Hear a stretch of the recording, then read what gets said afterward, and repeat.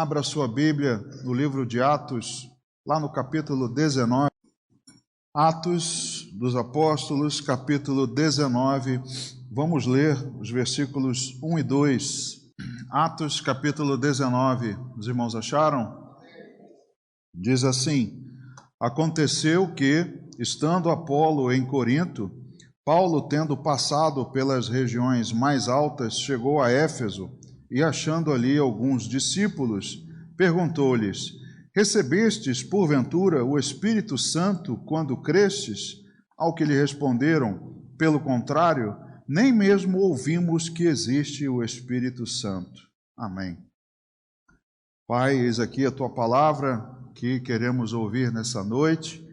É ela, meu Deus, que ansiamos, não viemos aqui, não perdemos o nosso tempo, não nos conduzimos até aqui para ouvir, Pai, opiniões humanas, sabedoria secular, nada disso, meu Deus. Queremos ouvir a Tua voz, queremos a Tua direção, o Teu ensino, porque precisamos da Tua palavra para enfrentar os desafios do nosso dia a dia. Ó Deus, por isso damos liberdade ao Teu Espírito, que Ele ministre nessa noite, que Ele possa encontrar ouvidos atentos, corações, meu Deus, dispostos para receber a palavra, colocá-la em prática, e que haja o crescimento de cada um de nós. Fala, meu Deus, ao nosso coração. Para isso me coloco nas Tuas mãos, à Tua disposição, para que eu seja o Teu instrumento e que o Senhor ministre a Tua palavra a todos nós nessa noite. Assim nós oramos, agradecendo em nome de Jesus. Amém. Pode sentar. Queridos, vimos aqui nesses dois versículos o apóstolo Paulo, agora em Éfeso, e você leu comigo um trecho em que ele, chegando ali, pergunta aos irmãos se eles haviam recebido o Espírito Santo quando creram. E a resposta deles é assim, espantosa, não é? Eles respondem: nem sabíamos que existia o Espírito Santo. Queridos, o que nós vemos aqui nesse livro de Atos, que os irmãos já me ouviram outras vezes dizer que era chamado antigamente de Atos do Espírito Santo, e é em todo ele, né, um relato do agir do Espírito Santo no início da igreja.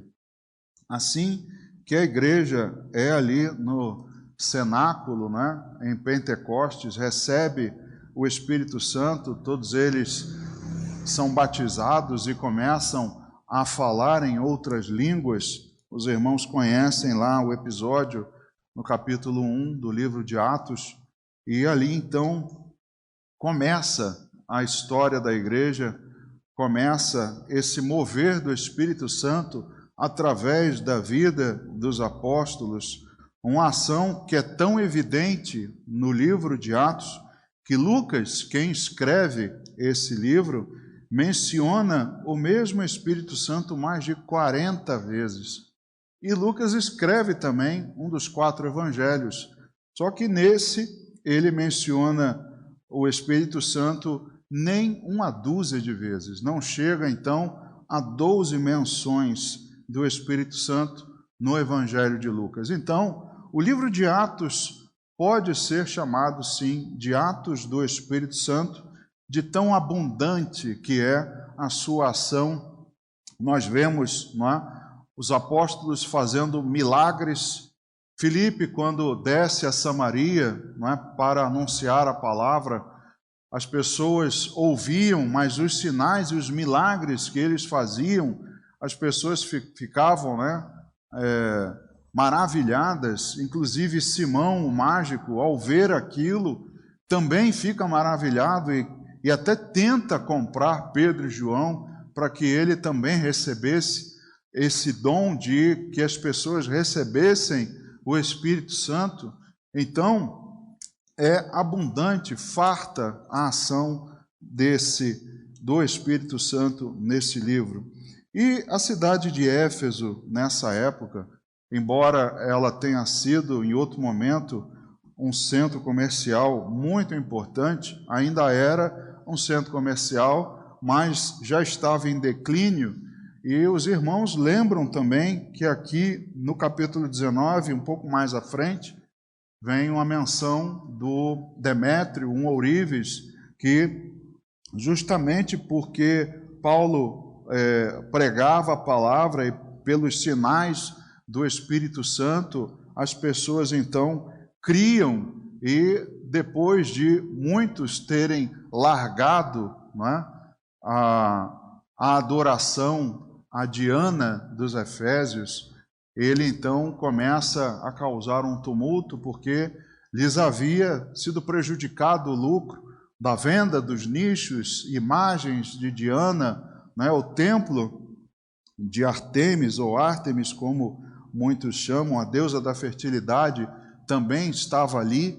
Então era um lugar com muita idolatria, e por conta dessa pregação de Paulo, isso começa a afetar as pessoas que ali viviam e ganhavam, tinham lucro com a idolatria, com a adoração a essa deusa, né? Éfeso também, os irmãos devem ter ouvido falar que havia ali, ainda há ruínas de um teatro para mais de 20.000 pessoas, e era uma cidade então realmente importante naquela época, uma cidade grega, mas já em declínio, com essas particularidades de ser um lugar de idolatria e de adoração à deusa da fertilidade.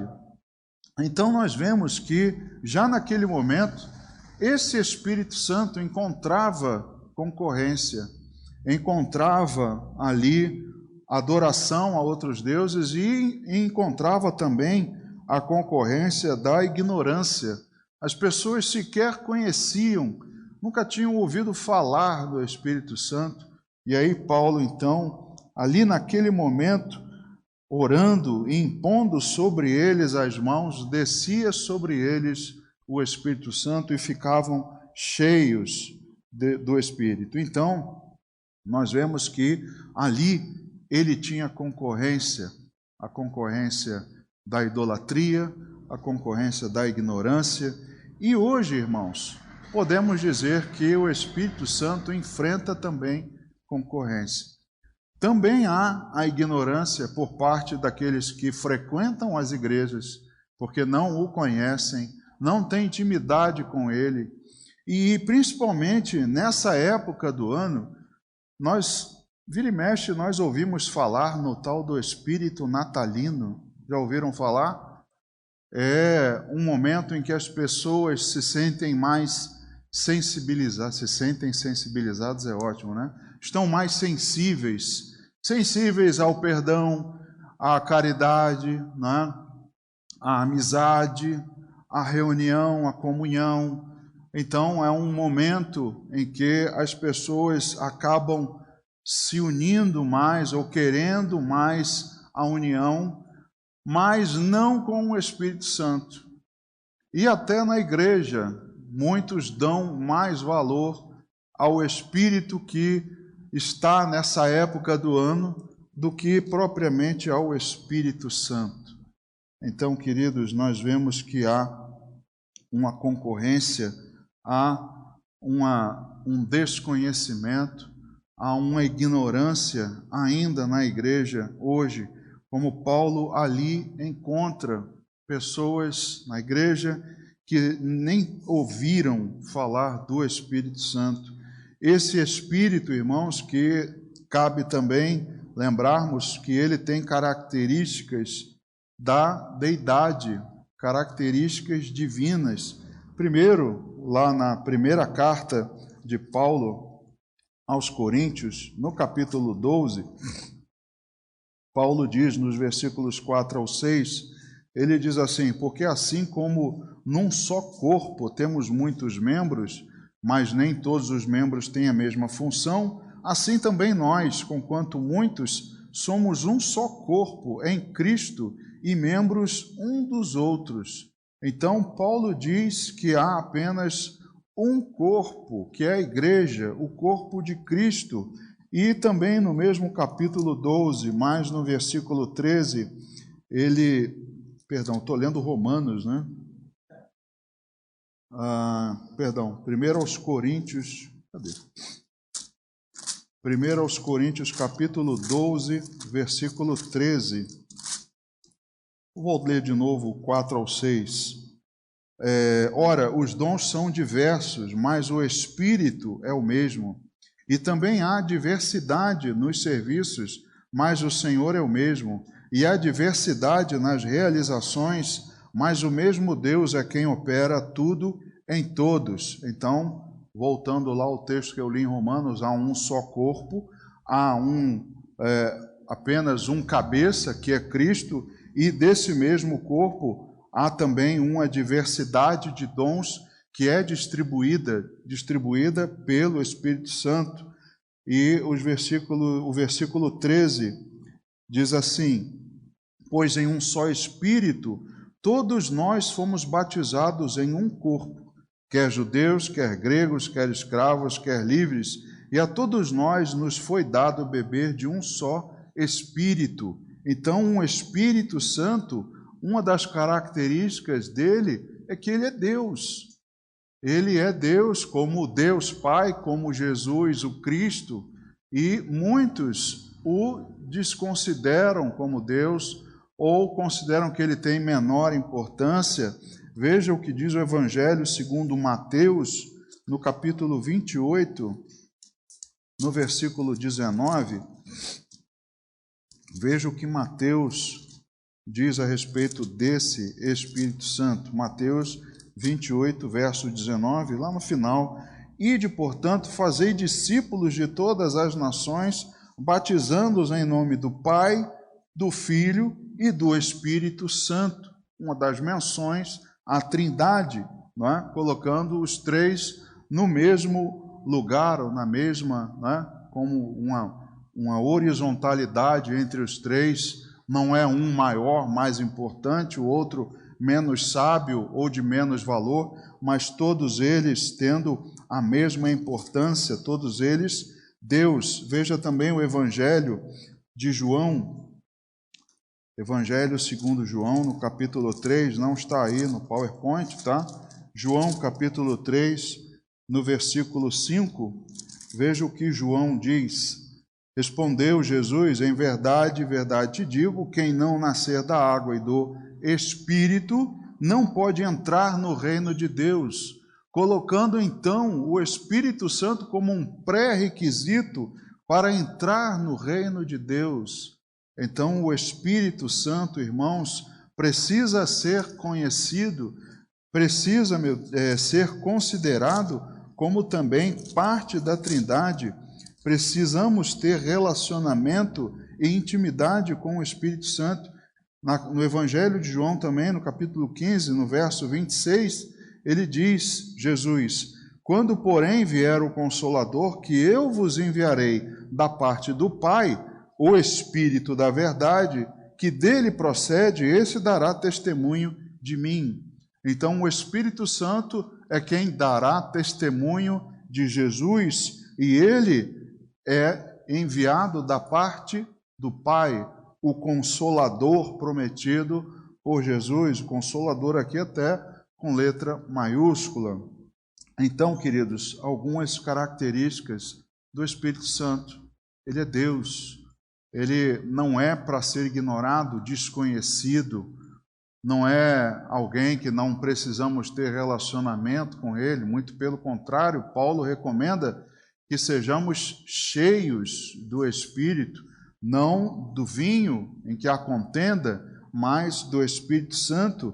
Outra característica dele também, ainda aí no Evangelho de João, no capítulo 14 agora, também no versículo 26, diz assim: mas o Consolador, o Espírito Santo, a quem o Pai enviará em meu nome, esse vos ensinará todas as coisas e vos fará lembrar de tudo o que vos tenho dito.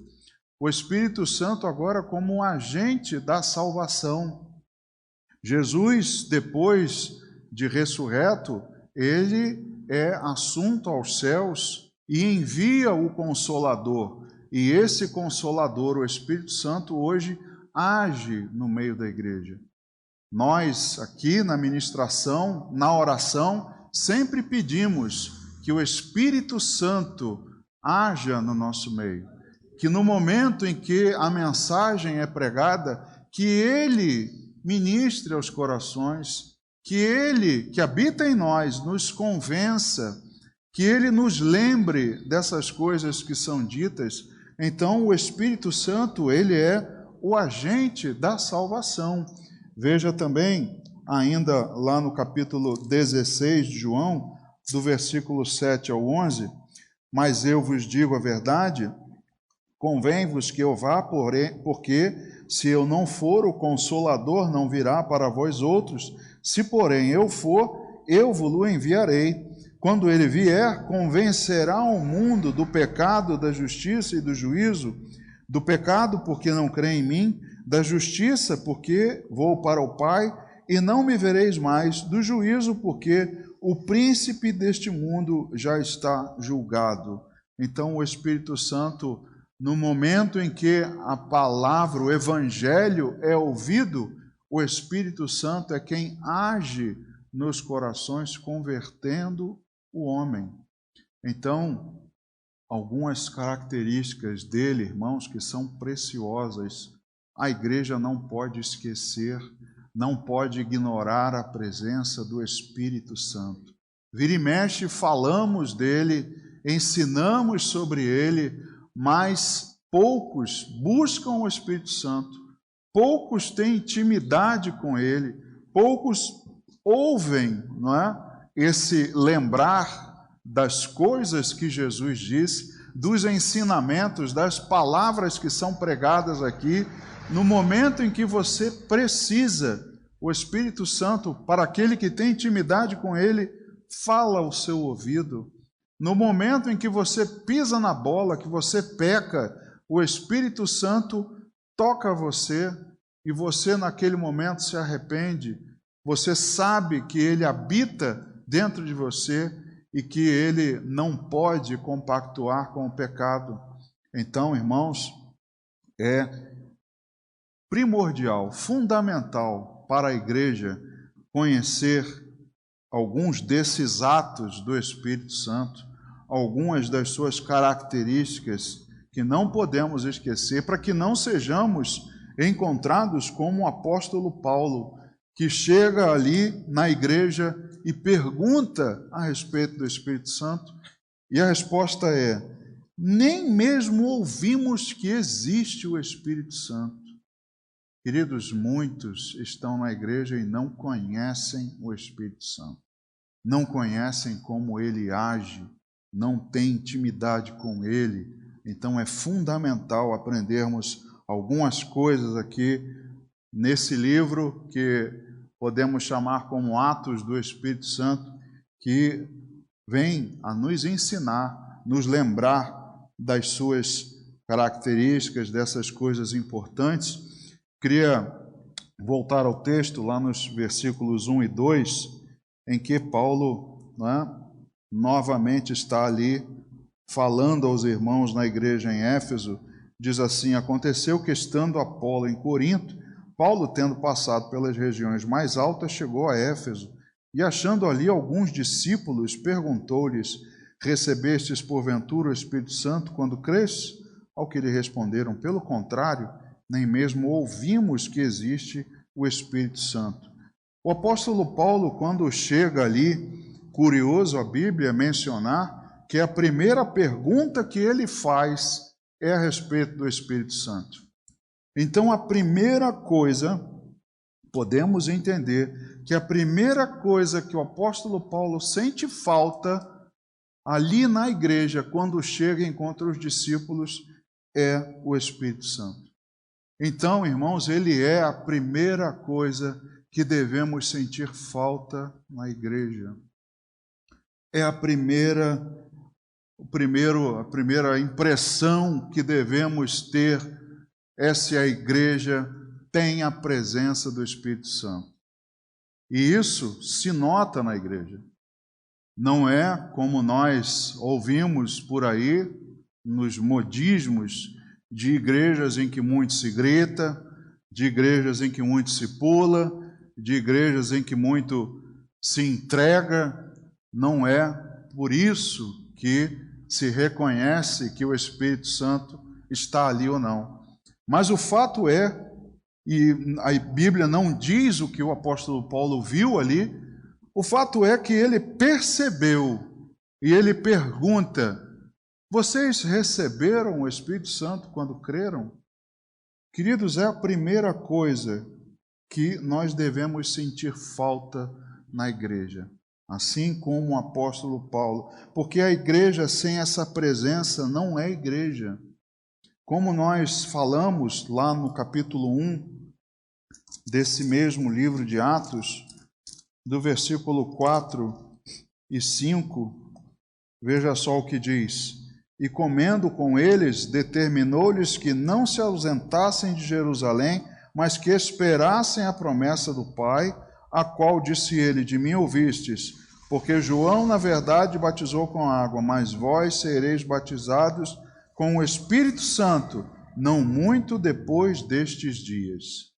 A promessa era: esperem que virá o batismo do Espírito Santo.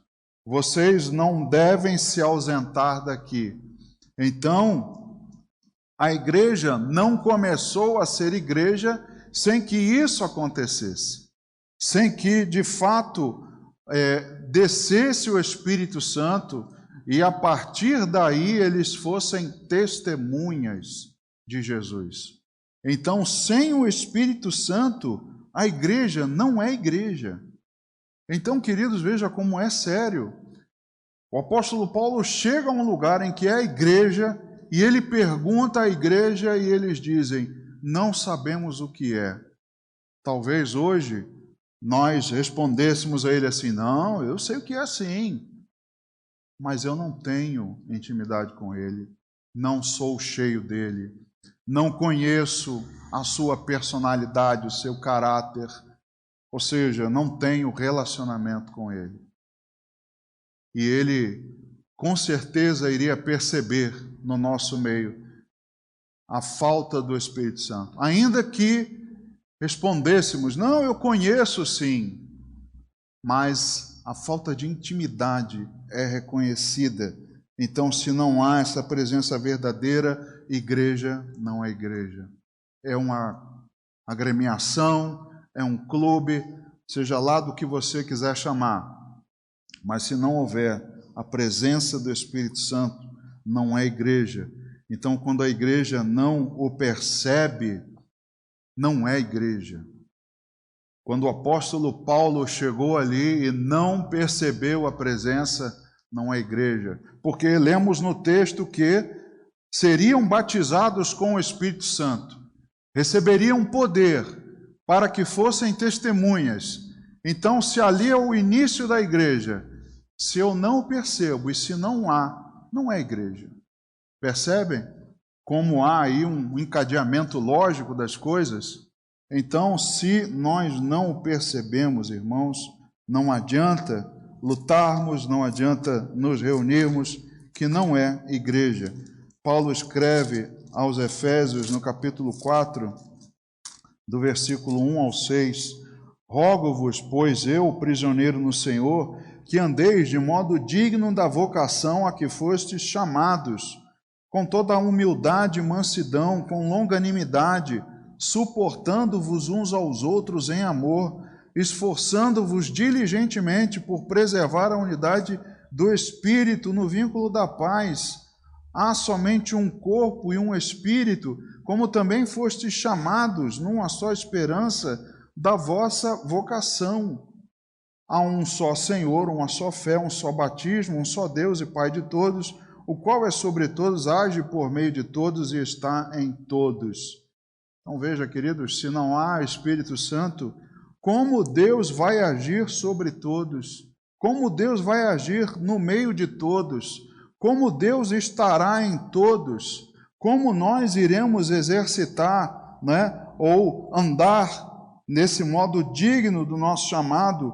com humildade, mansidão, paciência, suportando uns aos outros, sem o Espírito Santo, não é possível.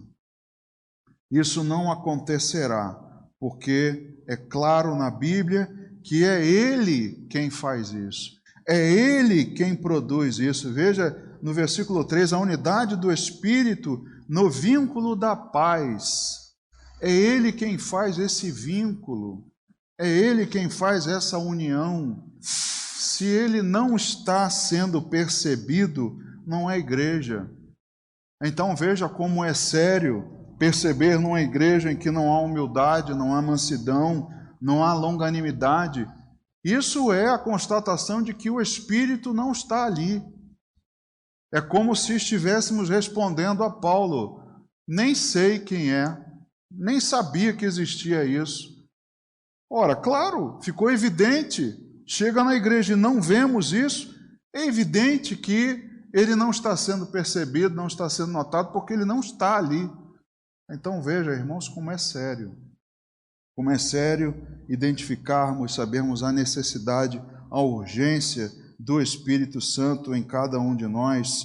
Então há a competição dele com os outros espíritos, com as outras coisas, que nessa época então de final de ano e virada de ano, a substituição da necessidade do Espírito pelos planos, pelas coisas que temos que fazer, né? Muitos vão tirar férias e começa aquela coisa, aquela correria, não tem que fazer, eu tenho que isso, tem que comprar, né? Começa aquela agitação característica de uma época de Natal que compete, concorre com o Espírito Santo. E nesse momento não o buscamos. Estamos trocando a busca por ele por outros espíritos. E curioso que o espírito de Natal, irmãos, até podemos dizer, né, que em alguns, como eu disse, tende a juntar, né, tende a haver aquele perdão. Né, poxa, é Natal, vem, esquece aquela briga, eu te perdoo, você me perdoa, as pessoas choram. Né? Esse espírito promove isso nas pessoas. Mas também tem o lado contrário, não é? Produz o efeito contrário. Tem aqueles que vão e na época do Natal se reúnem com a família e tem sempre aqueles familiares que só a misericórdia, né? No início começa muito bem, a ceia, tudo bem. Aí começam a encher a caveira e depois lá pelas tantas a travessa de rabanada já está voando na cabeça do outro, né? A briga já está, né? Pronto, aí já entornou o caldo, o espírito natalino já virou um espírito demoníaco. Então, em alguns promove a união, em outros promove a desunião, em outros promove a tristeza, que nesse momento, na época do ano, não gosto do Natal, não quero, porque me lembra que eu perdi o fulano, perdi o cicrano, e agora ele não está mais aqui, então é um momento também que traz um espírito de tristeza. Então veja, irmãos, quantas coisas acontecem nessa época do ano, que deveria ser uma época alegre, de lembrar o nascimento do Salvador. Mas é verdade que tem efeitos diversos, e tudo isso nesse momento acaba atrapalhando o agir do Espírito Santo. Nesse momento acaba, não é, variando de um para o outro, de pessoa para pessoa, de família para família. Esse ano ainda temos um fenômeno que muitas famílias não vão passar o Natal juntas porque brigaram por causa de política. E você não votou no Beltrano, então eu rompi com você, então eu nem vou passar o Natal na casa do meu parente esse ano porque brigamos aí com política, então a gente... E cadê o Espírito Santo? Cadê esse que é o vínculo da paz? Cadê esse que nós devemos nos esforçar diligentemente por preservar essa união? Então veja, queridos, como onde não há a abundância e a presença do Espírito Santo, como as coisas não vão bem. como nesse momento igreja não é igreja. Então, a igreja, que somos nós, precisamos nos lembrar disso.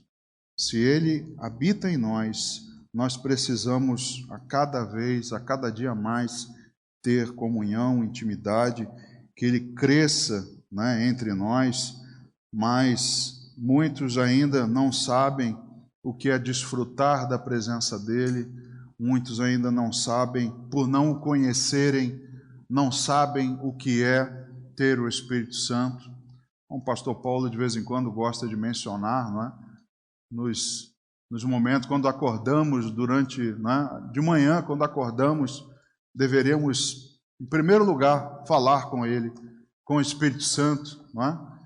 Bom dia, Espírito Santo, estamos aqui, obrigado por eu ter acordado, por mais um dia, mais uma oportunidade, lembrar dEle, não é? Antes do sol raiar, como louvamos de vez em quando.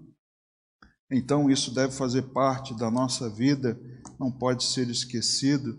O apóstolo Paulo também, voltando lá ao texto, na carta, no livro de Atos, capítulo 19, do verso 3 ao 7, ele diz: então Paulo perguntou: em que, pois, fostes batizados? Responderam: no batismo de João.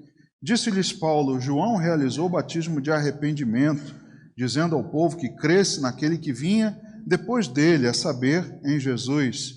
Eles, tendo ouvido isto, foram batizados em o nome do Senhor Jesus, e impondo-lhes Paulo as mãos, veio sobre eles o Espírito Santo, e tanto falavam em línguas como profetizavam. Eram ao todo uns 12 homens. Veja que Paulo, então, o ministro, né, o líder da igreja, ele, quando percebe que essas coisas estão fora de lugar, ele trata de endireitá-las. Ele pergunta a eles, né, em quem então vocês foram batizados? E naquele momento vocês ouvem isso aqui, mas isso era, não é, antes de Jesus vir. Agora há necessidade do batismo em nome do Senhor Jesus, e isso aconteceu, houve a imposição de mãos, ou seja, Paulo restaurou as coisas, consertou aquilo que estava errado, e esse é o trabalho do líder. O líder é o responsável por harmonizar conceitos da palavra de Deus, os princípios de Deus, que muitas vezes descambam, porque o rebanho, irmãos, o rebanho se dispersa. Eu ouvi alguém falar há uns dias atrás, não sei a veracidade da notícia, mas é bem possível, de que um rebanho de ovelhas ficou só e ficaram dias rodando uma atrás da outra, rodando em círculos, porque o rebanho, a ovelha, tem essa característica. Se não tiver alguém que as conduza, que as leve, que as traga, elas ficam perdidas, vão por onde não devem ir. Esse é o trabalho do ministro. E como há muitas igrejas, congregações por aí, se perdendo nessa presença do Espírito Santo, achando que Ele está ali, né, que o culto, nossa, esse culto hoje foi cheio do Espírito Santo, mas não era o Espírito Santo. Então, é trabalho do líder endireitar, quando ele perceber, vir essas coisas no meio da congregação, é o momento dele dizer: para com isso, que isso não é bíblico, isso não é assim, vamos endireitar isso aqui, como Paulo fez com eles. Não, vamos fazer a coisa direito, vocês têm que ser batizados em nome do Senhor Jesus, vamos fazer a imposição de mãos, vamos endireitar. Por isso Paulo tinha tanta preocupação em fazer as viagens missionárias, enviar Timóteo, enviar Tito, vai lá e vê como está, vai lá e sonda os irmãos como é que estão. Por isso a preocupação dele. Então o ministro precisa harmonizar e endireitar o caminho do rebanho. Eles haviam crido, mas não sabiam a necessidade de estarem cheios do Espírito Santo. Faltava alguma coisa. Olha, tudo bem, eu ouvi a palavra da salvação, conheci, ouvi falar de Jesus, ok, mas havia uma necessidade a mais, que precisava ser providenciada, esclarecida pelo ministro, por Paulo, pelo apóstolo. Ele ali naquele momento, então, ensina aos irmãos. Veja o que Paulo escreve também lá na carta aos Efésios, no capítulo 5, no verso 18. Efésios 5, 18, ele diz: E não vos embriagueis com vinho, no qual há dissolução, mas enchei-vos do Espírito. Eles então não sabiam. Eu preciso ser cheio dele, não basta eu ter recebido. Não, você precisa ser cheio do Espírito. Porque o vinho, ele traz dissolução, ele traz contenda, como eu disse agora há pouco, né, nas ceias, nos jantares aí de véspera de Natal, em que há apenas o vinho, há apenas o álcool, não há o Espírito Santo. Então há contendas lá, brigas, há dissolução, mas no meio da igreja, onde há o Espírito Santo, não há contenda, há a longanimidade, há o suportar uns aos outros, há o vínculo da paz, esse que nós precisamos nos esforçar para manter. Então, de nada aproveita para o nosso espírito estarmos cheios de trabalho ministerial, de ofertas, de sacrifícios. Muitos procuram ou acreditam que fazendo essas coisas estão sendo cheios do Espírito. Não, irmãos, você está sendo cheio de tarefa, de Espírito Santo não. Então não é a mesma coisa ter muito trabalho, estar atuando na igreja, correndo para lá e para cá. Isso não é necessariamente se encher do Espírito Santo. Então busque o Espírito Santo e depois o trabalho ministerial será e fluirá com mais naturalidade, fluirá melhor, com mais sabedoria, com mais unção. Por a imposição de mãos, os irmãos receberam a capacitação do Espírito Santo. Ele é necessário para que você seja capacitado. Então, trabalhar, exercer um ministério sem a capacitação do Espírito Santo é perda de tempo, é cansaço, é fardo. Veja o que está lá em Atos capítulo 8, do verso 14 ao 21. Um pouquinho antes que nós lemos aí, Atos capítulo 8, do verso 14 ao 21. Diz assim: Ouvindo os apóstolos que estavam em Jerusalém, que Samaria recebera a palavra de Deus, enviaram-lhe Pedro e João, os quais, descendo para lá, oravam por eles para que recebessem o Espírito Santo, porquanto não havia ainda descido sobre nenhum deles, mas somente haviam sido batizados em o nome do Senhor Jesus. Então lhes impunham as mãos e estes recebiam o Espírito Santo. Vendo, porém, Simão, que pelo fato de imporem os apóstolos as mãos era concedido o Espírito Santo, ofereceu-lhes dinheiro. Então, até o 21, propondo: concedei-me também a mim este poder, para que aquele sobre quem eu impuser as mãos receba o Espírito Santo. Pedro, porém, lhe respondeu: o teu dinheiro seja contigo para a perdição, pois julgaste adquirir por meio dele o dom de Deus. Não tens parte nem sorte neste ministério, porque o teu coração não é reto diante de Deus.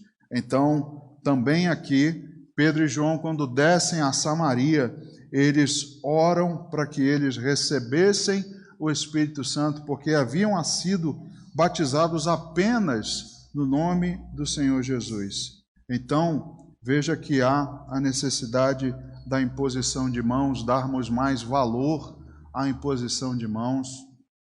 Muitos recebem a imposição de mãos para um ministério, para um serviço, e ignoram, voltam atrás. Então, é um momento, é um ato, é simbólico para que essas pessoas sejam separadas, capacitadas pelo Espírito Santo para exercerem algum ministério, algum serviço. Então, nem todo aquele que crê é cheio do Espírito. Nem todo aquele que conhece Jesus e crê em Jesus é cheio do Espírito. E nem todo o que o almeja pode recebê-lo. É curioso, irmãos, e parece contraditório, mas há muitos que estão na igreja alegando e reconhecendo que creem no Senhor Jesus, mas não conhecem o Espírito Santo. E nem todos os que o almejam recebem, como é o caso de Simão, que queria o Espírito Santo para benefício próprio. Então, nem todo o que o almeja pode recebê-lo. Veja, queridos, como coisas a respeito do Espírito Santo que negligenciamos, não buscamos entender, e aí vamos vivendo uma vida ano após ano, uma vida em que as pessoas olham muitas vezes e não percebem, não notam o Espírito Santo no meio da igreja, e isso é muito triste. É um desejo que parte de Deus para nós. Receber o Espírito Santo é algo de Deus, e o pré-requisito é o seu coração. Se o seu coração está corrompido, se a motivação é errada, o Espírito Santo, o encher-se dele, não irá acontecer. Então, cuidado com a motivação do seu coração, cuidado, não é, como o que você se entrega ou como você está aqui. Busque o Espírito Santo, mas busque-o com o coração reto, busque-o com a motivação correta, porque através de nós, queridos, para terminar, o Espírito Santo irá fazer coisas tremendas. Se Deus te capacitar, se houver em você um coração reto, com um desejo puro de adorar a Deus, com um desejo de ter comunhão com Ele, coisas tremendas, tenho certeza absoluta disso, coisas tremendas irão acontecer. Voltando lá a Atos 19, agora nos versículos 11 e 12, veja só. E Deus, pelas mãos de Paulo, fazia milagres extraordinários, a ponto de levarem aos enfermos lenços e aventais do seu uso pessoal, diante dos quais as enfermidades fugiam das suas vítimas e os espíritos malignos se retiravam. Isso é o que o Espírito Santo fazia nos apóstolos. Faziam milagres tremendos, sinais, prodígios eram feitos pelas mãos deles, porque estavam cheios do Espírito Santo. Havia neles o coração com desejo de servir ao Senhor, de realmente se entregar pela mensagem do Evangelho. Então, é o Espírito que realiza milagres. Queria ver, para encerrar contigo, alguns versículos, Atos capítulo 5, do verso 12 ao 16. Muitos sinais e prodígios eram feitos entre o povo pelas mãos dos apóstolos, e costumavam todos reunir-se de comum acordo no pórtico de Salomão. Mas dos restantes ninguém ousava juntar-se a eles, porém o povo lhes tributava grande admiração, e crescia mais e mais a multidão de crentes, tanto homens como mulheres agregados ao Senhor, a ponto de levarem os enfermos até pelas ruas e os colocarem sobre leitos e macas, para que, ao passar Pedro, ao menos a sua sombra se projetasse em algum deles. Afluía também gente das cidades vizinhas a Jerusalém, levando doentes e atormentados de espíritos imundos, e todos eram curados. Vejam os milagres que eram feitos pelos apóstolos. E repare aqui, os outros não ousavam ajuntar-se a eles. Não adianta querer se juntar se você não for aquele a quem Deus resolveu encher do Espírito. Se você não tem o coração reto e com desejo de realmente, com abnegação, servir ao Senhor, você não alcançará de Deus a unção do Espírito Santo.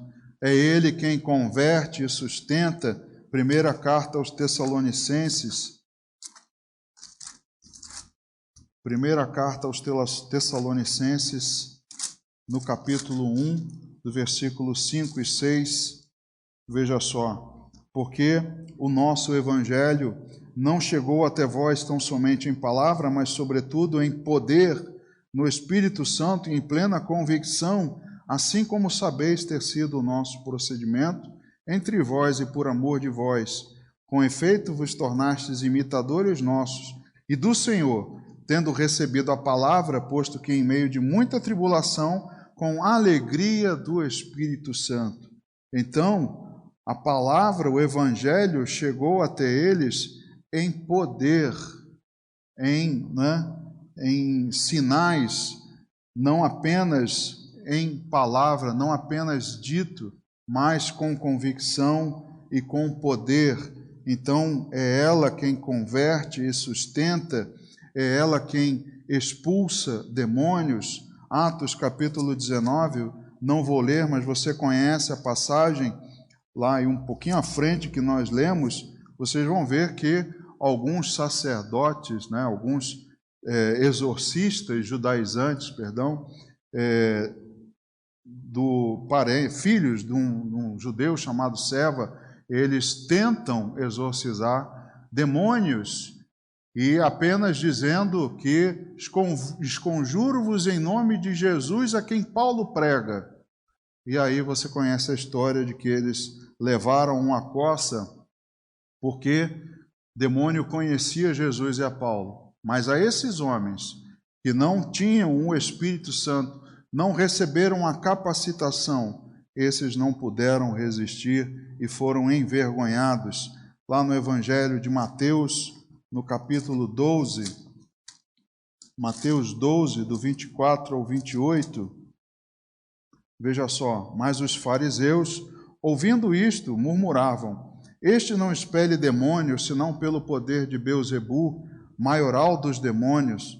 Jesus, porém, conhecendo-lhes os pensamentos, disse: todo reino dividido contra si mesmo ficará deserto, e toda cidade ou casa dividida contra si mesma não subsistirá. Se Satanás expele a Satanás, dividido está contra si mesmo. Como, pois, subsistirá o seu reino? E se eu expulso demônios por Beelzebu, por quem os expulsam vossos filhos? Por isso, eles mesmos serão os vossos juízes. Se, porém, eu expulso demônios pelo Espírito de Deus, certamente é chegado o reino de Deus sobre vós. Então, Jesus deixa claro que expulsar demônios apenas com o Espírito Santo, que alguns dos discípulos não conseguiram expulsar, porque não estavam debaixo de jejum e oração, não estavam devidamente capacitados pelo Espírito Santo. É o Espírito Santo que transforma a vida das pessoas. Voltando lá a carta, o livro de Atos, no capítulo 19 ainda, do verso 17 ao 20, chegou este fato ao conhecimento de todos, assim judeus como gregos. Habitantes de Éfeso, veio temor sobre todos eles, e o nome do Senhor Jesus era engrandecido. Muitos dos que creram vieram confessando e denunciando publicamente as suas próprias obras. Também muitos dos que haviam praticado artes mágicas, reunindo os seus livros, os queimaram diante de todos. Calculados os seus preços, achou-se que montavam a 50.000 denários. Assim a palavra do Senhor crescia e prevalecia poderosamente. Veja como o Espírito Santo, a ação do Espírito Santo transformou a vida das pessoas. Muitos deles denunciaram publicamente as suas obras, denunciaram publicamente os seus pecados, disseram para todos ouvirem: eu fiz isso, eu traí, eu roubei, eu prevariquei, enfim, os pecados disseram publicamente. E muitos dos que praticavam artes mágicas queimaram os seus livros de magia diante de todos. Uma verdadeira fortuna, 50.000 denários. Um denário era o salário de um dia de um trabalhador. 50.000 dias de trabalho era o que foi queimado em livros. Então, irmãos, o Espírito Santo muda as nossas vidas. Para que você desfrute disso, é necessário que você queime também, como eles fizeram. Queime aquilo que precisa ser queimado. Queime os seus livros de artes mágicas, entre aspas. Uma metáfora para aquilo que você precisa jogar fora, se desapegar. Não somente você, mas eu também. Todos nós precisamos nos desfazer daquilo que nos impede de sermos cheios do Espírito Santo. Dessa necessidade urgente, para que a igreja seja reconhecida, para que a sua presença seja notória. Ore pelo poder do Espírito Santo. É lícito, ore, peça a Deus, peça pelo Espírito Santo, mas entregue a sua vida, entregue o seu coração nas mãos de Deus. Para encerrar, Salmo 51, verso 11, último versículo que eu deixo para você, Salmo 51, verso 11, palavras de Davi: não me repulses da tua presença, nem me retires o teu Santo Espírito. Que você tenha esse desejo, que você reconheça que é o que é mais importante, que não pode ser tirado de nós, a presença do Espírito Santo. Davi reconheceu isso diante de Deus. Aí você será um privilegiado a ser usado por Ele, ao ser usado por Deus, para que a sua obra seja feita aqui entre nós. Amém? Vamos ficar de pé, vamos louvar, vamos agradecer a Deus e pedir que o Espírito Santo venha a nos encher. Ó Pai, obrigado, meu Deus, como precisamos do Espírito Santo. Cada dia que passa, meu Deus, tanto mais quanto o dia se aproxima, o dia da Tua vinda, ó meu Deus, tanto mais quanto há maldades, há pecado, há atrocidades nesse mundo, há desafios, tanto mais, meu Deus, precisamos desse Espírito, precisamos que Ele encha a nossa vida. Ó Senhor, que cada um de nós, da Tua igreja, perceba essa urgência. Não queremos, meu Deus, ser reconhecidos por uma agremiação, por a congregação, um ajuntamento de pessoas, mas que não é notada a presença do Espírito Santo. Meu Deus, queremos ser a igreja que é percebida pelo Senhor, que é reconhecida pelo Senhor, e que as pessoas possam ver em nós a ação desse Espírito. Que haja, meu Deus, no coração de cada um de nós esse projeto, esse compromisso de buscar e clamar ao Senhor, para que sejamos mais cheios do Espírito Santo. Meu Deus, fala ao nosso coração e nos convence disso. Assim nós oramos, Pai, agradecendo e fazemos em nome de Jesus. Amém.